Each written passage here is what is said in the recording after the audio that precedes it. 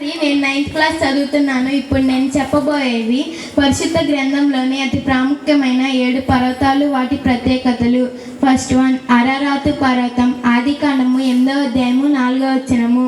దీని యొక్క ప్రత్యేకత: నోవాహు దినముల్లో 40 రాత్రులు 40 ప్రగళ్ళు జలప్రమయం రావడం ద్వారా పర్వతాలు సైతం మునిపోయే అంతగా భూమిపైన నీళ్లు నిలిచెను. కాబట్టి నోవాహు ఓడ అరారాతు పర్వతం పైన నిలిచెను. ఈ పర్వతం యొక్క ఎత్తు 12,782 అడుగులు, వెడల్పు 35 కిలోమీటర్లు. సెకండ్ వన్, హోరేబు పర్వతం, మరొక పేరు సీనాయి పర్వతం. నిర్గమకాండము 19వ అధ్యాయము 11వ వచనము. దీని యొక్క ప్రత్యేకత: దేవుడు మోషేతో మండుచున్న పొదల్లో నుంచి దర్శించి మాట్లాడిన పర్వతం మరియు ఇశ్రాయేలీల ప్రజలకు 10 ఆజ్ఞలు రాసిచ్చిన పర్వతం.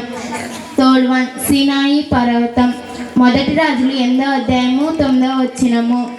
ఐగుప్తు దేశంలో నుంచి మన పితరుల బానిసత్వంలో నుంచి విడిపించిన మన దేవుడైన యెహోవా కొరకు సియోను పర్వతం మీద యెరూషలేము మందిరము కట్టించెను.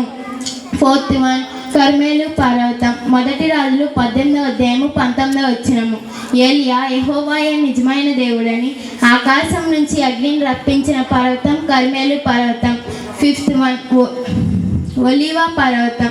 మీరు శోధనలో ప్రవేశించకుండా ఉండునడి ప్రార్థన చేయడని చెప్పి క్రీస్తు యేసు ప్రభువారు దూరంగా వెళ్ళి ప్రార్థన చేసిన పర్వతం ఒలీవ పర్వతం. సిక్స్త్ వన్, గోల్గతా పర్వతం, మరొక పేరు కల్వరి కొండ. మీరు యేసుక్రీస్తు ప్రభువారిని సిలువ వేసిన పర్వతం. Thank you.